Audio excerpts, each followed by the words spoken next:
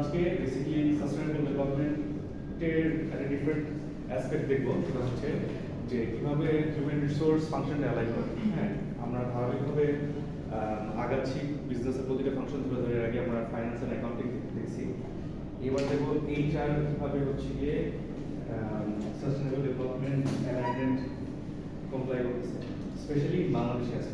ঠিক আছে, এত কিন্তু মোটামুটি আমাদের ধারণা হয়ে যাওয়ার কথা যে সাস্টেনেবিলিটি জিনিসটা কি, তাই না? মূলত ডেভেলপমেন্ট হচ্ছে কি হলো শর্ট টার্ম ইমপ্রুভমেন্ট, হ্যাঁ, আর সাস্টেনেবল ডেভেলপমেন্ট হচ্ছে লং টার্ম ইমপ্রুভমেন্ট, যেটা যেই প্রসেসটা আপনি মানে in the long run replicate করতে পারবেন। হ্যাঁ, একটা হচ্ছে আপনি একটা ট্রানজাকশন করেন, হ্যাঁ, লেটস আপনার কাছে একটা গাড়ি আছে, সেটা আপনি বেচে দিলেন, একটা ওয়ান সিঙ্গেল ট্রানজাকশন, ঠিক আছে, ওইটার এক্সচেঞ্জে আপনার পকেটে কিছু টাকা আসলো। আর একটা হচ্ছে একটা সিস্টেম আপনি ডেভেলপ করলেন, যেখানে হচ্ছে আপনার কার ডিলারশিপ আছে, যেখানে কনজিউমার হচ্ছে, ঠিক আছে। সিমিলারলি আমরা সাস্টেনেবল ডেভেলপমেন্টে দেখছি যে সাস্টেনেবিলিটি মূলত দেখা হচ্ছে তিনটা অ্যাসপেক্টে কাজ করে। হ্যাঁ, সেটা হচ্ছে ইকোনমিক্স, সোশ্যাল অ্যান্ড এনভায়রনমেন্টাল। এই তিনটা অ্যাসপেক্টে কীভাবে হচ্ছে যে আমরা টেকসই উন্নয়ন করতে পারি। ঠিক আছে, একটা রিভিউ করে ফেলি। এইচআর প্র্যাকটিসে আসলে সাস্টেনেবিলিটিতে যাওয়ার আগে আমরা হচ্ছে কি সাস্টেনেবল ডেভেলপমেন্ট গোলস এর যে কোর কনসেপ্টগুলো এটা একটু ভিজিট করি। হ্যাঁ, কেউ যদি পড়েন তো, স্যার আপনি পড়েন তো। Sustainability in human resource practices involves integrating environmental, social, and economic considerations into an organization's HR strategy and operations. Okay, Last one. আচ্ছা বলেন। Economic development, ensuring long-term economic growth and prosperity. Number 2, social development, promoting social justice, equality, and well-being for all. Number 3, environmental sustainability, protecting the environment for the future generations. আচ্ছা, এই জিনিসগুলো আমরা কনসেপ্টগুলো আগের ক্লাসগুলোতে দেখছি না? একদম ফার্স্ট যে চ্যাপ্টারটা, ওখানে হচ্ছে গিয়ে মানে সাস্টেনেবিলিটি যে তিনটা ফ্যাক্টর, এটা নিয়ে কথা শুরু হয়েছিল। হ্যাঁ, আমরা দেখব যে এইচআর ফাংশন, হ্যাঁ, হিউম্যান রিসোর্স কি এই তো বোঝেন, রাইট? মোটামুটি আইডিয়া আছে। এইচআর কোন কোর্স করছেন আপনারা অলরেডি? অ্যাট লিস্ট একটা কোর্স হয়ে যাবে, ঠিক আছে। এইচআর ফাংশনের কাজ কি বলুন তো একজন? স্যার, এমপ্লয়ীদের যত নিডস আছে, যত ট্রানজাকশনস আছে, সবগুলোর জন্য ঠিক মতো হয় আর ওদের পারফরমেন্স বাড়ানোর জন্য এমপ্লয়ি ম্যানেজমেন্ট, রিক্রুটিং, অ্যাসেসিং, হ্যাঁ, তারপর হচ্ছে কি বেনিফিটস, তারপরে হচ্ছে promotions, distribution of human resource, সব কিছুই হচ্ছে এইচআর আন্ডারে আসে। তো আমরা যে পার্সপেক্টিভটা দেখবো, আসলে আমাদের বই যেটা ফলো করতেছে এটা হচ্ছে গিয়ে ইউনিভার্সিটি অফ কলম্বিয়া, হ্যাঁ, ওটা আমেরিকান পার্সপেক্টিভে বা বস্টনের পার্সপেক্টিভে লেখা, কিন্তু ওরা তো উন্নত দেশ, তাই না? আর আমরা তো উন্নয়নশীল দেশ, we are developing, right? So আমাদের রেসপেক্টে আমরা কিভাবে এই জিনিসগুলো অ্যাপ্লাই করতে পারতেছি ওগুলো একটু দেখতে পারি। হ্যাঁ, তার আগে গ্রিন নেচার প্র্যাকটিসেস বা sustainability in human resource practices কি কি অ্যাসপেক্টে করা যায় বা পসিবিলিটি আছে এটা একটু দেখি, ঠিক আছে? আচ্ছা, সর্বপ্রথম যে জিনিসটা সেটা হচ্ছে যে এটা আপনারা এখন খুবই কম, আপনাদের জন্য কমন, কিন্তু বাংলাদেশের অনেক মানে গভর্নমেন্ট ইনস্টিটিউশনসের জন্য এটা প্রবাবলি ব্র্যান্ড নিউ কনসেপ্ট। সেটা হচ্ছে গ্রিন রিক্রুটমেন্ট অ্যান্ড অনবোর্ডিং, যে অনলাইন অ্যাপ্লিকেশন করা। It is simple as that. অনলাইনে একটা ফর্ম থাকবে, you fill up and then you are being assessed on the initial application. সেটা আপনার হয়তো ইউনিভার্সিটি, আপনাদের এখানে ইউনিভার্সিটি অনলাইন অ্যাপ্লিকেশন আছে স্টুডেন্টশিপের জন্য আছে, বা কোনো ফর্ম এগুলোর জন্য আছে? আচ্ছা, ঠিক আছে। মানে বাট যত মাল্টিন্যাশনাল কোম্পানি আছে বাংলাদেশে, প্রতিটাতে আপনি মোটামুটি অনলাইন অ্যাপ্লিকেশন করতে পারবেন। হ্যাঁ, যেখানে আপনাদের একটা ওদের নিজস্ব ফর্ম আছে, সেটার মধ্যে হচ্ছে বেসিক্যালি আপনার সব ইনফরমেশনগুলো আপলোড করে দিলে ওরা একটা সিভি বানিয়ে ফেলবে। হ্যাঁ, তো ওরা ওই প্রশ্নগুলো জিজ্ঞেস করে যেটা ওদের কোম্পানির জন্য ফাংশনের জন্য হচ্ছে ইম্পর্টেন্ট। আপনি নর্থ সাউথ আছেন না? নর্থ সাউথে তো এই সিস্টেম চালু আছে। এখানে নেই স্যার। হ্যাঁ, আমাদের আচ্ছা, নর্থ সাউথে, হ্যাঁ, আচ্ছা, হ্যাঁ, বুঝছি, হ্যাঁ। আচ্ছা, এর পাশাপাশি হচ্ছে কি promoting virtual interviews to reduce travel-related emissions, introducing sustainable practices during onboarding, such as providing electronic handbooks instead of printed copies. আচ্ছা, প্রথমত সবচেয়ে বিগেস্ট অ্যাডভান্টেজ হচ্ছে যে ইনিশিয়াল ফিল্টারিংটা আপনি হচ্ছে গিয়ে হলো অটোমেটিক করে করতে পারতেছেন, হ্যাঁ। তো সেইখানে হচ্ছে গিয়ে যে কাগজপাতির যে ব্যাপার ছিল ওটা চলে যাচ্ছে, ঠিক আছে, মানে একটা ম্যাসিভ কস্ট সেভিং হচ্ছে। প্লাস আপনি যদি একটা বা দুটো ইন্টারভিউ যদি হচ্ছে ভার্চুয়ালি দিতে পারেন বা ওই ক্যাপাবিলিটি যদি থাকে, তাহলে কিন্তু আপনি সারা দেশের মানুষকে আপনি ইন্টারভিউ করতে পারবেন, হ্যাঁ। তাদেরকে কষ্ট করে ট্রাভেল করে আসতে হচ্ছে না। এবং দেখা যাচ্ছে যে ধরেন আপনি একটা খুব মারাত্মক ট্যালেন্টেড ক্যান্ডিডেট পাইছেন, কিন্তু ওই ভদ্রলোক থাকেন হচ্ছে নরসিংদীতে। এখন তাকে এমন ডেডলাইন দেওয়া হলো যে সেই ডেডলাইনে সে ঢাকায় কোনোভাবে রিচ করতে পারতেছে না, এটা আপনিও বুঝতেছেন, সেও বুঝতে পারছেন। তো চিন্তা করবেন যে ঠিক আছে, আমি আগে ওকে পরে কনসিডার করি, আমি আগে ঢাকার ক্যান্ডিডেটসকে দেখি। কিন্তু যদি এরকম একটা ফেয়ার সিস্টেম ইন প্লেস থাকতো, যেখানে যে হচ্ছে কি ঢাকার বাইরে তারা অটোমেটিক্যালি সিলেক্টেড হয়ে যাবে একটা ভার্চুয়াল ইন্টারভিউর জন্য, ওটা বেটার হতো না? যে ওটা আরো ফেয়ার হতো, রাইট? এর পাশাপাশি এই যে মানে কস্ট অ্যান্ড এভরিথিং অ্যাসোসিয়েটেড, সে একদিন ঢাকায় আসবে, ঢাকায় যদি তার কোনো আত্মীয়স্বজন না থাকে, তাদের লিভিং এক্সপেন্স আছে, সব মিলাই ঝিলাই যে এই পুরো যে ওয়েস্ট যেটা হচ্ছে এটার মধ্যে ঠেকানো যাবে, তাই না? আর হচ্ছে গিয়ে এটা হচ্ছে কি সিলেকশন প্রসেস।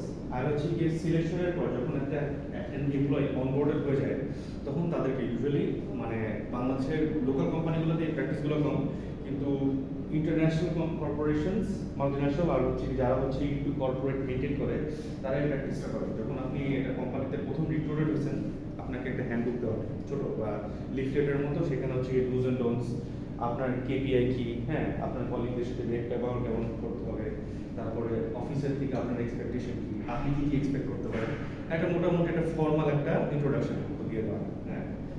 এই জিনিসগুলো হচ্ছে ইউজুয়ালি হার্ড কপি হিসাবে দেয়, কিন্তু ইনিশিয়ালি যদি আপনি ইলেকট্রনিক হ্যান্ডবুক হিসাবে করেন, প্রোভাইড করে দেন, পিডিএফ প্রোভাইড করে দেন, সেখানে কিন্তু যে প্রিন্টিং অ্যাসোসিয়েটেড যত কস্ট আছে সব বেঁচে যাচ্ছে, কাগজ বাঁচতেছে, কালি বাঁচতেছে, অনেক কিছু বাঁচতেছে, ঠিক আছে।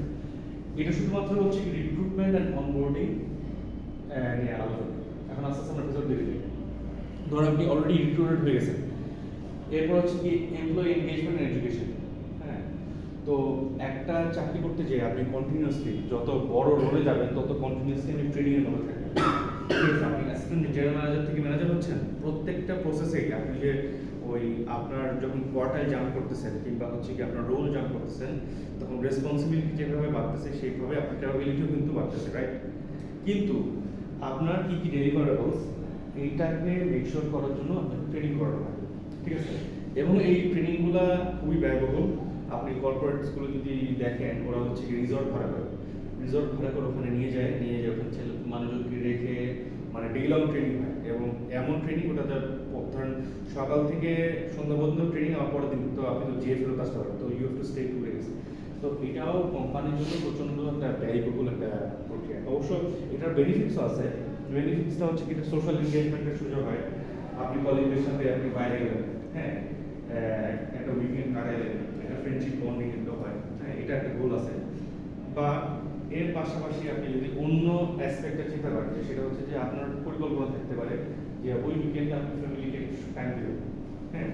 কিন্তু যেহেতু কোম্পানির ট্রেনিং আপনার জন্য বাধ্যতামূলক, তাহলে আপনার ওই টাইমটা স্যাক্রিফাইস করে কিন্তু কোম্পানিকে দিতে হচ্ছে। বেসিক্যালি উইকেন্ড থাকবে না, উইকেন্ডে আপনার চাকরি দেবে, হ্যাঁ। এর পাশাপাশি এই যে পুরো প্রসেসে যে ফাইন্যান্সিয়ালস রিলেটেড যে খরচাপাতিগুলো হচ্ছে, সেই খরচাপাতিগুলো আপনার হচ্ছে কোম্পানির বেয়ার করতে হচ্ছে। আপনারও কিন্তু খরচা যাচ্ছে, কিছু না কিছু খরচা যায়, এটা এরকম 60-40 বা হচ্ছে 70-30 রেশিও থাকে, মেজরিটি কোম্পানি কভার করে, কিছুটা হচ্ছে আপনারা কভার করতে হবে, ঠিক আছে। এর পাশাপাশি হচ্ছে কি এই যে ইন্টারনাল কমিউনিকেশন, নিউজলেটার, ওয়ার্কশপস, এইগুলো যদি আমরা ইলেকট্রনিক মিডিয়া নিয়ে আসতে পারি, হ্যাঁ, ট্রেনিংগুলো হচ্ছে কি আমরা যদি ডিজিটালি কন্ট্যাক্ট করতে পারি, এখানে হচ্ছে কি একটা লং টার্ম কস্ট সেভিং এর একটা সুযোগ আছে। তবে এরা মাথায় রাখতে হবে যে সব ট্রেনিং আসলে অনলাইনে করা সম্ভব না, ইট ইজ নট পসিবল। কারণ আমরা it is basic human psychology যে আমরা চাই হলো কেউ একজন আমাদের শিখায় দেয়, মেন্টরশিপ, এবং এটা ছাড়া পরিপূর্ণ শিক্ষা কেউ নিতে পারে না। যদি তাই হইতো তাহলে যে এই অনলাইন এডুকেশনের যুগে কেউ ইউনিভার্সিটিতে আসতো না, হ্যাঁ। তারাই হচ্ছে কি অনলাইন অনেক কিছু শিখতে পারে, যে হচ্ছে প্রচন্ড এফিসিয়েন্ট, সে হচ্ছে ওই 10 মিনিট বা 1 ঘন্টা টাইম দিয়ে ওই অনলাইনে বসে লেকচার শুনে ও হচ্ছে পিএইচডি হোল্ডার হয়ে যেতে পারে। কিন্তু এটা তো সবার জন্য না, ওটা হচ্ছে এক্সেপশন যারা তাদের জন্য, হ্যাঁ। বা যাদের আসলেই হচ্ছে দেয়ালে পিঠ থেকে গেছে, তাদের আসলেই ক্লাসরুমে যাওয়ার মতো ক্যাপাবিলিটি নাই বা সময়ও নাই। যেমন অনেক মানুষ মানে আমার ক্ষেত্রে যদি আমি বলি যে আমার এখন অনেকগুলো ট্রেনিং করতে হচ্ছে, যেগুলো হচ্ছে আমি ধরেন ফর এক্সাম্পল আমি একটা করতেছি ইউনিভার্সিটি অফ হার্ভার্ডের সাথে, হ্যাঁ, অ্যাডভান্স টিচিং মেথডে। সো কীভাবে বিজনেস এডুকেশন ম্যাথ মানুষকে শেখানো যায় ইজিলি। তো এই জিনিসটা আমি যদি হার্ভার্ডে যাই করতাম আমাকে ন্যূনতম 50 থেকে 60 লাখ টাকা লাগতো, হ্যাঁ, আর টোটাল মানে হচ্ছে লিভিং কস্ট, আর ফি তো আছে, ওটা তো বাদই দিলাম।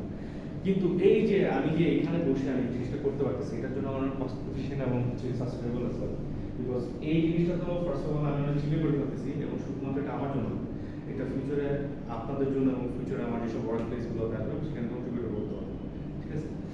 আচ্ছা, flexible and remote work option, যেটা আসলে আমরা সবাই চাই, যে ওয়ার্ক ফ্রম হোমের যে কালচারটা শুরু হয়েছিল কোভিডের টাইমে, আপনারা ওই সময় কি চাকরি করতেন না ঠিক স্যার? হ্যাঁ, আপনার কি ওয়ার্ক ফ্রম হোম ছিল তখন? আচ্ছা, তো ওই সময় হচ্ছে কি আমি একটা প্রজেক্ট করতেছিলাম, আমি প্রজেক্টে ছিলাম ইউনাইটেড নেশনসের ছোট একটা প্রজেক্ট। তো ইন্টারেস্টিংলি আমার চাকরিটা ছিল সুইজারল্যান্ডে, আমি সুইজারল্যান্ডে ছিলাম ওই সময়, কিন্তু আমার অফিস যেতে হয় না, হ্যাঁ, তো মানে অফিস তখন বন্ধ ছিল, সিভিয়ার অবস্থা। আচ্ছা, সবার জন্য এটা মানে এখানে একটা বলে রাখি যে যতগুলো অপশন এখানে দেখানো হচ্ছে যে সাস্টেনেবিলিটির জন্য, এটা কেন দেখানো হচ্ছে যে দেখেন যে সব ধরেন আপনার হলো মানে সব ফাংশন হচ্ছে কি একটা অফিসের মধ্যে মানে করার প্রয়োজন পড়ে সময়। যেমন ধরেন আপনি হচ্ছে একটা টেকনোলজি কোম্পানি, লেটস সে আপনার কাজ হচ্ছে সফটওয়্যার তৈরি করা, তাই না? এখন এর পাশাপাশি দেখতেছেন যে আপনার অন্যান্য কিছু ডিপার্টমেন্টের সাপোর্ট লাগতেছে, যেমন হচ্ছে লিগাল টিমের একটা সাপোর্ট লাগতেছে।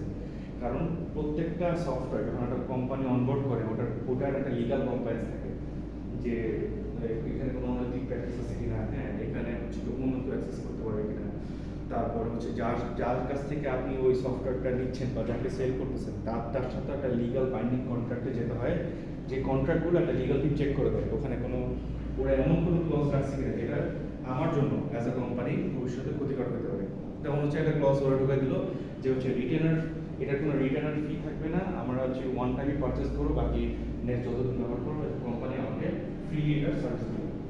অথচ একটা সফটওয়্যার কোম্পানি কিন্তু রিটেনার দিয়ে টিকে থাকে, সফটওয়্যার বেচা হয়ে গেছে কিন্তু ওটার যে time to time update and everything, হ্যাঁ, ছোটোখাটো কারেকশন থাকে, এগুলোর জন্য কিন্তু ওরা চার্জ করে। এইটা হচ্ছে ওদের লং টার্ম রেভিনিউর একটা স্ট্রিম। সো এটা যদি বন্ধ হয়ে যায় তখন হচ্ছে গিয়ে আমি কিন্তু মানে বিপদে পড়ে যাবো, এই জন্য আমার লিগাল টিম মেনটেন করতে হচ্ছে। কিন্তু আমার মেইন মানে প্রোডাক্ট বা সার্ভিস হচ্ছে সফটওয়্যার, আমার লিগাল কোনো অ্যাক্টিভিটি কিন্তু আমার নাই কোম্পানি। তো আমি যদি হায়ার করে একটা লিগাল টিম আমার অফিসে রাখি, এটা আমার জন্য এক্সপেন্সিভ হবে না? কারণ এটা তো আমার ব্যবসায় না, আমার ব্যবসা তো হচ্ছে সফটওয়্যার।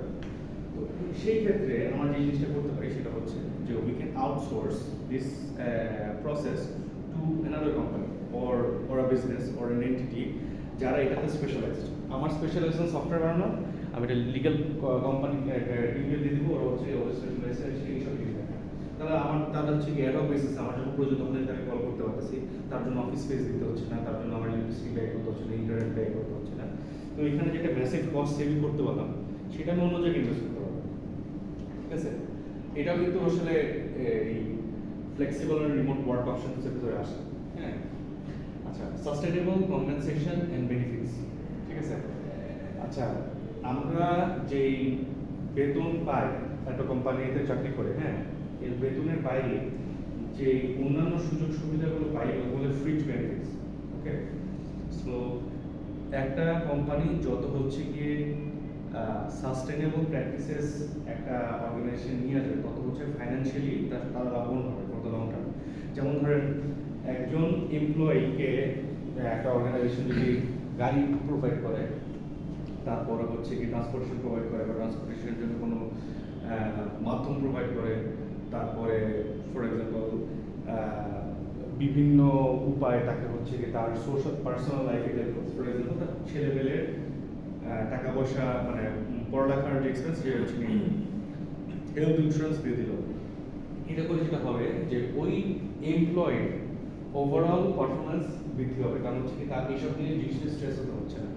একটা মানে একজন জিএম তার হচ্ছে কোনো ইম্পর্টেন্ট রোল থাকে একটা অফিসে, সে তো অফিসে আসতেই 2টা 3টা বাস চেঞ্জ করে যদি এসে ঢুকে তো অলরেডি তার দিনের অর্ধেক শেষ, ওই স্ট্রাগল থেকে বাঁচতে, সেখানে যদি তাকে জাস্ট একটা গাড়ি দিয়ে দেওয়া হয়, এদের এই কারণে কিন্তু গাড়ি দেওয়া হয় যাতে সে হলো অফিসে আসা পর্যন্ত যাতে তার কোনো হ্যাসেল না নিতে হয়, এবং the moment you are walks into the office he can perform at speed. ঠিক আছে, এর পাশাপাশি সবাইকে তো গাড়ি দেওয়া সম্ভব না। আপনি চিন্তা করেন যে ধরেন জিএম হয়েছে সে গাড়ি পাওয়ার জন্য, কিন্তু যে জিএম না তার লোয়ার, হ্যাঁ, অ্যাসিস্ট্যান্ট ম্যানেজার লেভেল, হ্যাঁ, বাইরের দেশে যে জিনিসটা করে কার পুলিং নামে একটা ওরা হচ্ছে ইয়ে, ওখানে বাংলাদেশের কিছু কিছু অর্গানাইজেশনের এই প্র্যাকটিসটা আছে, বাইরের দেশে এই জিনিসটা বেশি দেখছে। সেটা হচ্ছে কার পুলিং। বিষয়টা কি, যে ধরেন একটা জোন থেকে একজন এমপ্লয়ি আসতেছে, হ্যাঁ, তো তার গাড়ি আছে বা তাকে একটা গাড়ি অ্যাসাইন করা আছে, কিন্তু সে আসার সময় আরো 4-5 জন এমপ্লয়িকে নিয়ে আসবে, উবারের মতো বিষয়। ঠিক আছে, আবার কোনো একটা পার্টিকুলার লোকেশন থেকে অনেক এমপ্লয়ি আসে, হ্যাঁ, সেখান থেকে একটা বাস পাঠানো হয়, হ্যাঁ, এই সার্ভিসগুলো দিলে ধরেন হচ্ছে কি এমপ্লয় বেনিফিটেড হলো, এবং ধরেন হচ্ছে যে দেখেন মানে মানুষের বেতন বৃদ্ধির জন্য চাপ কম সময় থাকে যখন তারা অ্যাকচুয়ালি থাকে। কারণ একজন রিয়েলাইজ করলো যে আমার ট্রান্সপোর্টেশনে আমার প্রতি মাসে হচ্ছে গিয়ে 2000-3000 টাকার উপরে চলে যাচ্ছে, অ্যাকচুয়ালি বেশি যায়। কারণ বাংলাদেশে যে হিসাব করেন আপনার 6 দিন যদি অফিস থাকে অ্যারাউন্ড 1800-1900 টাকা খরচ হয়, হ্যাঁ, 300 টাকা ইচ হয়ে আপনি সিটি করে যাবেন বা বাইক করেও যান, সরি 300 টাকা এভরিডে, হ্যাঁ, 100-150 টাকা আপনার বাইকের ভাড়া আসে। সো এই জিনিসটা যদি কোম্পানি কভার করে নেয়, কারণ কোম্পানি যদি প্রোভাইড করে, সেটা প্রোভাইড করে বাস, হ্যাঁ, সে একটা মাছ লোয়ার কস্টে সে হচ্ছে সার্ভ করতে পারবে। হ্যাঁ, তুমি আমাকে তোমার স্যালারি থেকে মাসিক হচ্ছে গেলে 500 টাকার কাছে, মানে 500 আরও কম, এটা তো আসলে ইনসেন্টিভ। কারণ মেজর ইনভেস্টমেন্ট থাকে কোম্পানির, আর কিছু ইনভেস্টমেন্ট থাকে হচ্ছে কি এমপ্লয়ি। সো ধরুন কোম্পানি হচ্ছে লেটস সে মানে 70-80% কভার করতেছে, আর বাকিটুকু হচ্ছে ইয়ে আছে। সো হ্যাঁ, সো যদি এরকম একটা সার্ভিস অবদান আছে, হ্যাঁ, এরকম যদি দিতে পারেন, সেই ক্ষেত্রে আপনি এমপ্লয়িকে বাঁচাইতে পারলেন, আপনার নিজেরও একটা বড় এক্সপেন্স বেঁচে গেল।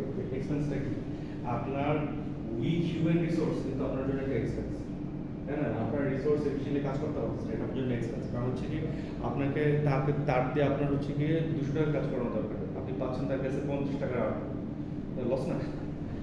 আচ্ছা, ফাইনালি আর তিনটা পয়েন্ট আছে, সেটা হচ্ছে অবশ্যই এটাই পড়ে, এটা অলরেডি প্র্যাকটিসে আছে, বাট এটা আরো বেশি চর্চা হওয়া উচিত আমাদের অ্যাটলিস্ট বাংলাদেশি কনটেক্সটে।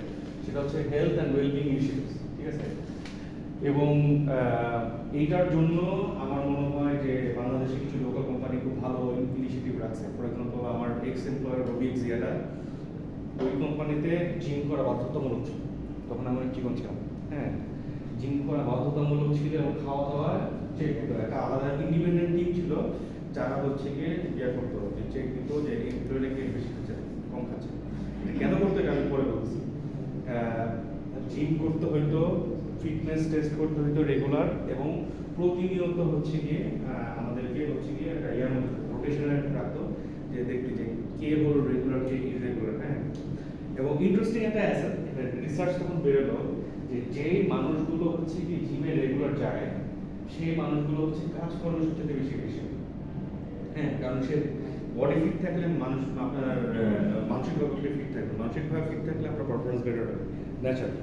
বা রবি কিন্তু গোলটা আমাকে ফিট রাখা না, হ্যাঁ, রবির গোলটা ভিন্ন ছিল। রবির গোল ছিল যে আমি যদি আমার এমপ্লয়ীদেরকে এমনি ফিট রাখতে হবে, তাহলে ওকে হেলথ ইন্স্যুরেন্স দিতে হবে না বা ইনভেস্ট করতে হবে, এটা ওদের গোল ছিল। প্লাস ওরা যখন দেখতেছে যে আমি এই ছোট একটা ইনভেস্টমেন্ট করে একটা জিম দিয়ে আমার প্রোডাক্টিভিটি বুস্ট হচ্ছে, তো হয় না, আমি তো করতেই পারি। এইটা দেখা দেখি অনেকগুলো কোম্পানি এখন হচ্ছে গিয়ে মানে রবি ওয়াজ রোল মডেল করে গ্রামীণ ফোন শুরু করছে, বাংলাদেশ শুরু করছে, মোটামুটি অনেকগুলো কর্পোরেট শুরু করছে, যে আপনি চাকরির পাশাপাশি ধরেন আপনি নয়ডা ঢুকবেন অফিসে, আপনার অর্ডারটা নয়ডা ঢুকতে হবে, কিন্তু 9টা থেকে 10টা হচ্ছে জিম, দেখবেন যে আপনার পাশে আপনার সিইও দৌড়াইতেছে ট্রেডমিলের মধ্যে, জিম করে শাওয়ার মানে কমফোর্টেবলি সারাদিন অফিসে ঢুকবেন, হ্যাঁ, এরপর হচ্ছে আপনার দিন শুরু হবে। এবং ওইভাবে বিলও সেট করে দেয় যে আপনার ওটা ক্যালকুলেট করছে যে এক্স্যাক্টলি কোন সময় খিদাটা হিট করবে, হ্যাঁ, অপটিমাল টাইম আপনাকে খাওয়াতে দিবে, 12টার মধ্যে লাঞ্চ শেষ, হ্যাঁ, সো খুব সুন্দর সিস্টেম এটা। আচ্ছা, supply chain and vendor management, এটা হচ্ছে গিয়ে এইচআর প্র্যাকটিসের সাথে ইনডাইরেক্টলি কানেক্টেড বা খুব ইম্পর্টেন্ট। সেটা হচ্ছে যে আপনাকে যেসব সাপ্লাইয়ের সাথে আপনার কাজ করতে হয়, হ্যাঁ, আপনি যদি মেক শিওর করে দেন যে ওরাও সাস্টেনেবল আছে, অটোমেটিক্যালি আপনার প্রোডাকশন পাইপলাইন সাস্টেনেবল হয়ে যাচ্ছে না? আপনি যদি দেখছে আপনি গুলো জুট ম্যানুফ্যাকচারিং করতেন, জুট দিয়ে আপনি হচ্ছে জামা কাপড় ম্যানুফ্যাকচারিং করতেছেন, হ্যাঁ, এই জুটের যে প্রসেসিং যেটা হয় এটা কিন্তু খুব মানে টক্সিক একটা প্রসেসিং, জুট পচাইতে হয়, যে ইয়াগুলো শলাগুলো পচায় তারপরে ডিসট্রাক্ট করতে হয়, দেখছেন না গ্রামে? তো এইটা কিন্তু আবার একটা সাস্টেনেবল ওয়ে আছে, এখানে হচ্ছে কি মানে এটা নরমালি করে কি পুকুরের মধ্যে করে, এটা কিন্তু জঘন্য জিনিস, তাহলে হচ্ছে কি ওইটা ইকোসিস্টেম ধ্বংস হয়ে যাচ্ছে, হ্যাঁ, এবং ধ্বংস হয়ে গেলে আর ওখান থেকে যে জুটটা আসে ওটা আসলে খুব একটা শিল্প ফ্রেন্ডলি না, একটা গন্ধ থাকে পাটে, এবং ওইটা ধরুন ফ্যাক্টরির ওয়ার্ক এনভায়রনমেন্ট নষ্ট করতেছে। কিন্তু ক্লিনার ওয়ে দেয় যে চৌবাচ্চা করে যদি হচ্ছে কি এই জিনিসটাকে প্রসেস করে নিয়ে আসা হয়, তাহলে হলো কি ওই ইকোসিস্টেম ড্যামেজ হলো না, জুটটা আরো একটু ক্লিনার হলো, এবং যখন ফ্যাক্টরিতে ঢুকতেছে ফ্যাক্টরির এনভায়রনমেন্ট কিন্তু বজায় রাখবে, গন্ধ নাই কিন্তু একদম অলরেডি প্রসেসটা আসতেছে। আপনি এই ছোটো ছোটো ইনিশিয়েটিভগুলো যদি নেন, তারপর ধরুন হচ্ছে গিয়ে যেসব কোম্পানিতে হচ্ছে প্রচুর পরিমাণের ইয়া লাগে, কেমিক্যাল লাগে, ফর এক্সাম্পল যে ফার্মাসিউটিক্যালস কোম্পানি, তারপরে হচ্ছে গার্মেন্টস কোম্পানি, তারপর হচ্ছে গিয়ে যে মেশিনারিজ, বাংলাদেশের মেশিনারি কোম্পানি রয়েছে, মেশিনারিজ ইউজ করে, যারা প্রচুর ইলেকট্রিক্যাল ইউজ করে। আপনি যদি এমন সাপ্লায়ার সিলেক্ট করেন যারা হচ্ছে কি আপনাকে first of all number one জিনিস দিবে আপনাকে, এবং হচ্ছে কি তাদের যে ক্যারিং এন্ড প্রোডাকশন প্রসেস সেটা হচ্ছে কি হলো মোটামুটি কন্ট্রোল।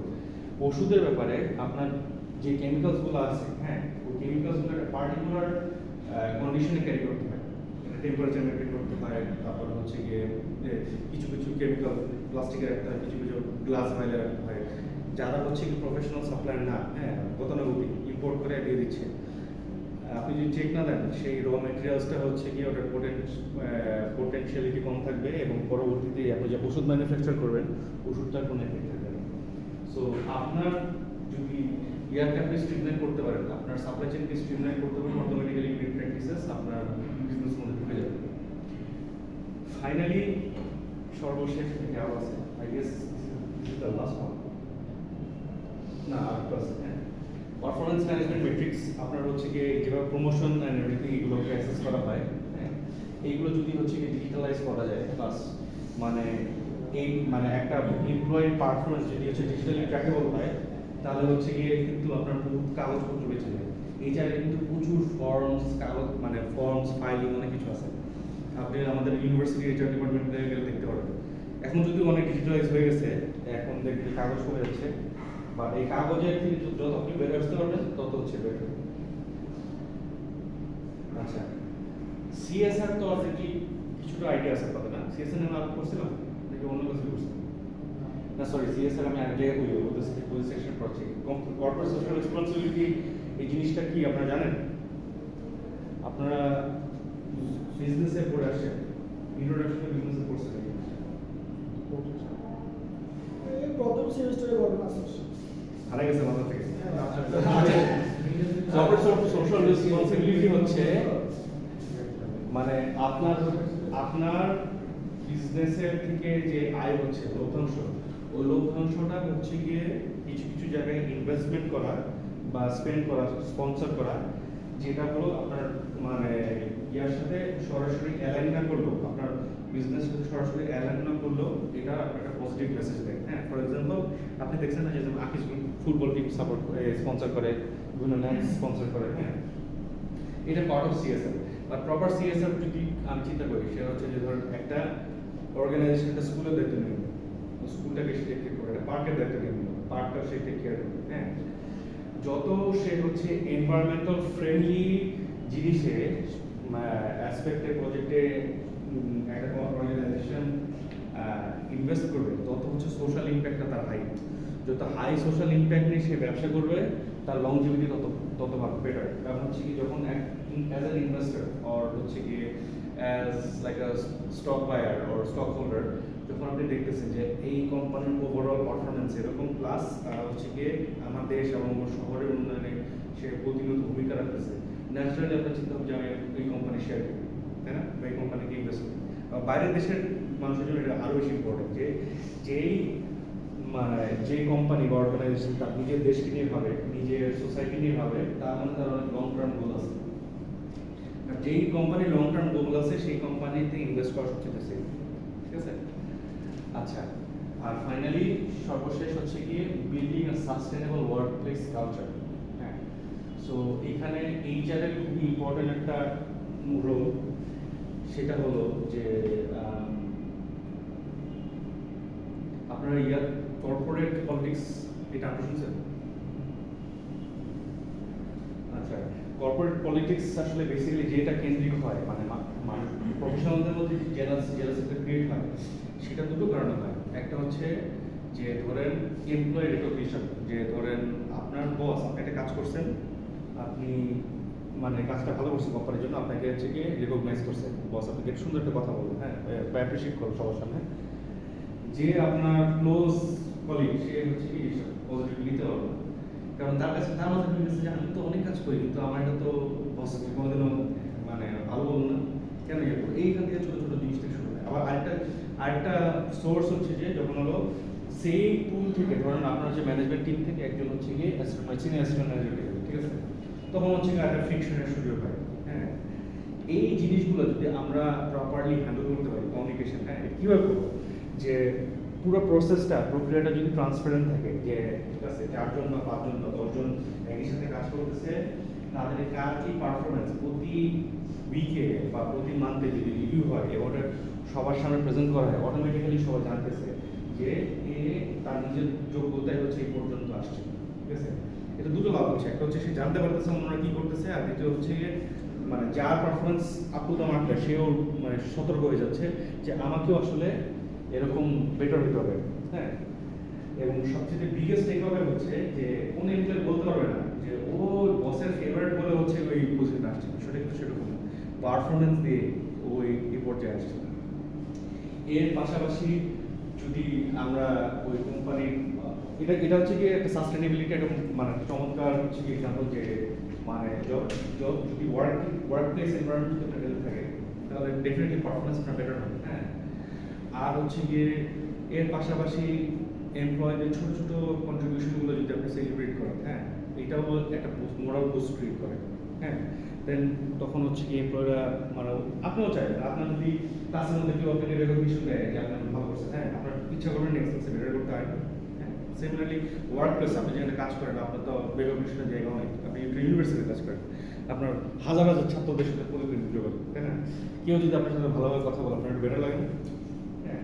সিমিলারলি ওয়ার্ক প্লেসেও যদি হচ্ছে কি আপনার কমিউনিকেশনটা যদি স্মুথ হয়, সবার সাথে ফ্রেন্ডলি হয়, এবং এই জিনিসটা কিন্তু অনেক কোম্পানিতে শুরুতেই বলে দেয় যে আমাদের অর্গানাইজেশনে কোনো পলিটিক্স নাই, সবার সাথে ফেয়ার আচরণ করবেন, সবার সাথে ট্রান্সপারেন্ট থাকবেন, কোনো যদি প্রবলেম থাকে সরাসরি ডিপার্টমেন্ট হেডের সাথে যোগাযোগ করে, যাতে হচ্ছে গিয়ে কোনো ধরনের ফ্রিকশন যাতে না মিসআন্ডারস্ট্যান্ডিং শুরু হয়। একটা খুব ভালো এক্সাম্পল হচ্ছে আমাদের বিজনেস ডিপার্টমেন্ট। আমাদের মানে আমি অনেক অর্গানাইজেশনে ঘুরছি, অধিকাংশ অর্গানাইজেশন পলিটিক্স ছিল, কিন্তু আলহামদুলিল্লাহ আমাদের ফ্যাকাল্টিটা ফ্যান্টাস্টিক, প্রত্যেকটা ফ্যাকাল্টি ক্লোজ, কারোর সাথে কোনো ফ্রিকশন নেই, সবাই সবার সাথে ফ্রেন্ডস। আচ্ছা, অনেক আলাপ আছে, এখন হচ্ছে গিয়ে রিয়েল কেসে চলে যাবে, ঠিক আছে। আপনাদেরকে সিমিলার একটা কেস দেওয়া হবে, নেক্সট স্যাটারডেতে আপনারা প্রেজেন্ট করবেন, ঠিক আছে। এবং প্রেজেন্টেশনটা হচ্ছে গিয়ে টিম করে 5 থেকে 6 জনের টিম করবেন, টিম করে হচ্ছে গিয়ে পুরো কেসটা পড়ে এই যে গ্রিন এইচআর প্র্যাকটিসেসগুলো দেখলাম না, কি কি জিনিস হচ্ছে গিয়ে আমাদের থিওরির সাথে অ্যালাইন করে, এইগুলো হচ্ছে প্রথম হচ্ছে কি এগুলো হচ্ছে সাজানো, এরপর হলো আর যে ওই শুরু থেকে এসডিজি গোলসগুলো করছিলাম, হ্যাঁ, ওই গোল থেকে কি কি জিনিস হচ্ছে গিয়ে এই কোম্পানিটা পার্টিকুলার কোম্পানিটা অ্যাপ্লাই করতে পারে ইন দ্য লং রান, এটা হচ্ছে কি আপনার সাজেশন দিবে, ঠিক আছে। প্রথম পার্টটা সবারই সেম হবে আমার ধারণা, দ্বিতীয় পার্টটা হচ্ছে ক্রিয়েটিভিটি, ঠিক আছে। আচ্ছা, এই কেসটা স্যার আপনি একটু পড়েন তো, এই যে রেডি করেন। Context: the Bangladesh Bank, the central bank, has sir miss করবেন, ও আচ্ছা আচ্ছা আচ্ছা, গোমেজ স্যার পড়েন তো।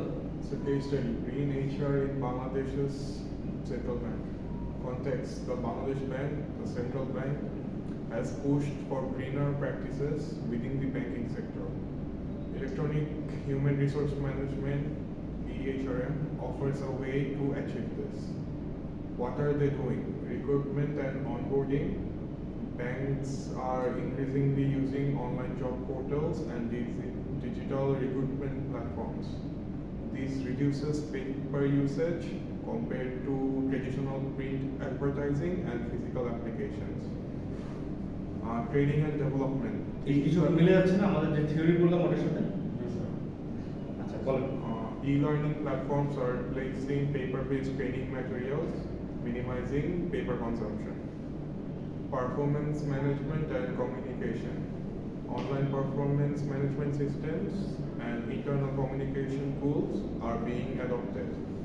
This reduces reliance on physical documents and emails, saving paper and energy used for printing and server operations. আচ্ছা আমরা এই যে তিনটা পয়েন্ট বললাম এটা অলরেডি আমরা দেখতে পাচ্ছি না যে স্ট্যান্ডার্ড যে সাস্টেনেবল ডেভেলপমেন্ট গোলস, হ্যাঁ এটার সাথে হচ্ছে একটু ম্যাচ হয়ে যাচ্ছে। আচ্ছা মিস আপনি একটু পড়েন তো এই ইয়েটা। Benefits. হ্যাঁ হ্যাঁ Benefits reduce environmental impact. By minimizing paper usage and promoting energy efficient practices, banks contribute to greener environment. Cost savings, EHRM can lead to cost reductions and printing paper and potentially office space needed for physical documents. Efficiency and productivity. Electronic systems streamline HR processes, saving time and effort for both HR teams and employees. Challenges, technology infrastructure.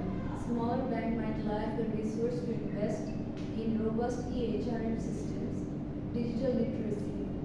Ensuring all employees have the necessary digital skills to utilize EHRM tools effectively can be a challenge. আচ্ছা sir আপনি চ্যালেঞ্জগুলো একটু explain করুন তো চ্যালেঞ্জটা কি এখানে পরে পরে বলতে পারেন সমস্যা নেই।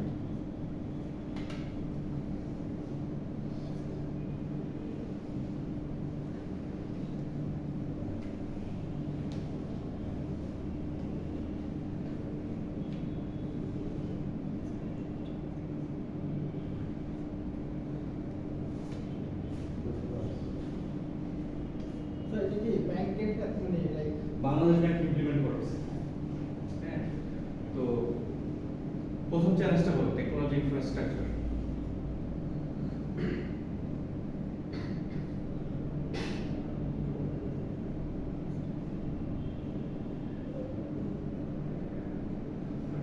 আচ্ছা প্লিজ বলুন তো।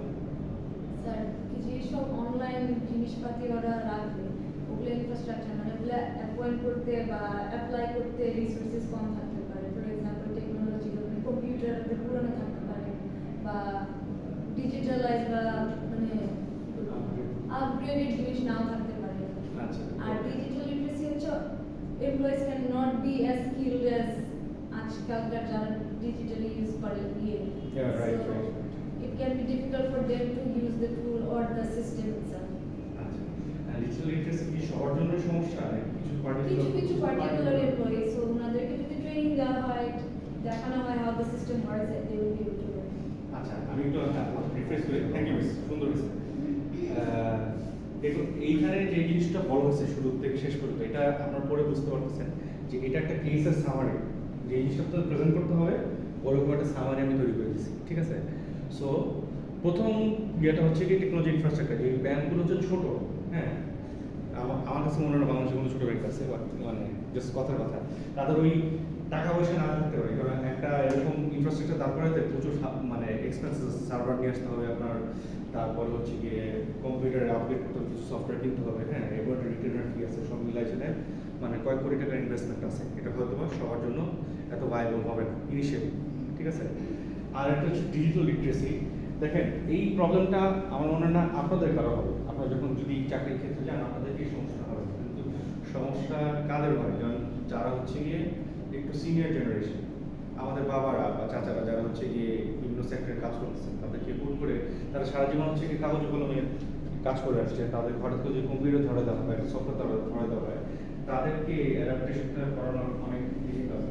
একটা হচ্ছে ট্রেনিং করা, তো ট্রেনিং এর কস্ট আছে, আরেকটা হচ্ছে অনেকে যাবেই না। ও হলো সিনিয়র মানে সিনিয়র ম্যানেজার বা ডাইরেক্টর হয়ে গেছে, ওনার আর লাইফে কি আছে, উনি ছোটোখাটো জিনিসের জন্য ওনার কোনো চাকরি ভালো করে যান, উনি সরাসরি যে খুঁজবে আমি এটা করবো না, আপনি যা ইচ্ছা তাই করেন, আমি এগুলোতে ইন্টারেস্ট নেই, তাকে কি বোঝানো যায় সেই জিনিস। সো এরকম কিছু চ্যালেঞ্জেস আছে। এই পুরো টেকনোলজিকে দিয়ে প্রিভিয়াস সিস্টেমকে আপনি যদি চেঞ্জ করেন তাহলে সেই ক্ষেত্রে হচ্ছে আপনার কিছু ঝামেলা